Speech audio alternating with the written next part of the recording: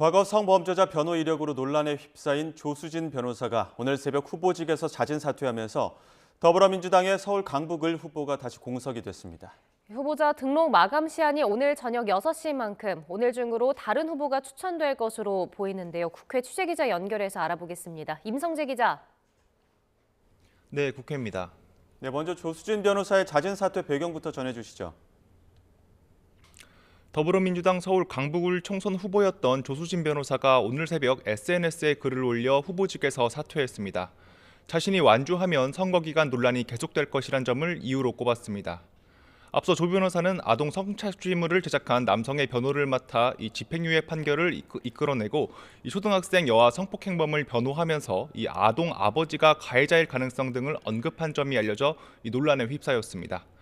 조 변호사는 변호사로서 의뢰인을 위해 최선을 다한 거라며 국민이 바라는 눈높이와 달랐던 것 같다고 해명했습니다. 일부 당 지도부의 심야 회의 역시 조 변호사의 후보 사퇴 결정에 영향을 미친 것으로 보입니다. 이 조 변호사의 과거 이력이 여당의 표적이 된 상황에서 결국 총선 악재를 서둘러 끊고 가야 한다는 판단이 작용한 것으로 풀이됩니다. 하지만 당장 총선 후보자 등록 마감 시한이 오늘 저녁 6시여서 이 서울 강북을의 새 후보를 찾는 물리적 시간이 빠듯합니다. 사실상 전략공천밖에 답이 없는데 민주당은 경선 차점자인 박용진 의원에게는 기회를 줄 수 없다는 점을 분명히 했습니다. 당 전략공천관리위원장인 안규백 의원은 CBS 라디오 인터뷰에서 이 당내 현역 의원 하위 20%에 포함되거나 이 경선 과정에서 탈락한 사람이 다시 공천받는 경우는 한 번도 없었다고 강조했습니다. 차점자가 승리한 경우는 거의 드물고요. 그리고 그 전반적인 내용 자체가 후보에 대한 어떤 흠결과 하자로 인해서 발생된 요인이기 때문에 제3의 인물이 가는 것이 원칙입니다. YTN과 통화에선 이 조 변호사의 사퇴 이후 새 후보군을 논의했다며 이제 검증되지 않는 사람은 안 된다고 밝혔습니다. 누구를 공천할진 전권을 쥔 이재명 대표 몫으로 남았는데 어떤 판단을 내릴지 주목됩니다. 네, 그런데 조 변호사의 사퇴에도 이 논란은 쉽게 가라앉지 않고 있죠.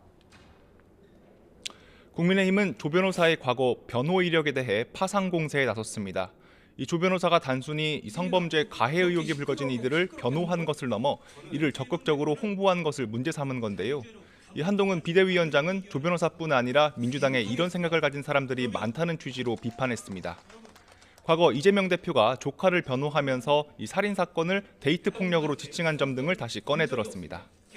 여당은 조 변호사의 공천은 민주당의 오만함을 보여주는 단적인 예라며 공세를 이어갔습니다. 최근에 이제 조수진 후보 사퇴도 뒤늦게 사퇴했지만 그런 후보를 내놓을 수 있다는 것 자체가 상당히 민주당의 오만함을 보여준 거라고 생각을 합니다. 여당뿐 아니라 이 녹색정의당이나 여성계의 우려도 이어지고 있습니다. 특히 민주당 여성위원장인 이재정 의원이 이 민주당 의원 단체 채팅방에서 조 변호사를 옹호한 것으로 알려져 논란이 일고 있습니다. 네, 잠시 속보 전해드리겠습니다. 앞서 조수진 변호사의 사퇴 배경 임성재 기자가 전해드렸는데요. 박용진 의원에게 기회를 줄 수 없다는 입장을 분명히 한 가운데 민주당 한민수 대변인이 강북을 후보로 공천됐다는 소식이 속보로 전해졌습니다. 오늘 후보 등록 마감일이기 때문에 이 후보 추천 의결과 인준 권한을 위임받은 이재명 대표가 직접 지명했다는 소식이 속보로 들어왔는데요. 한민수 대변인의 강북을 공천 내용 잠시 뒤에 양당 관계자들과도 함께 이 내용 짚어보도록 하겠습니다. 질문 이어가겠습니다. 민주당 지금 여당의 당정 갈등과 이종섭 호주대사 문제로 반격에 나서고 있는데 이 내용도 전해주시죠.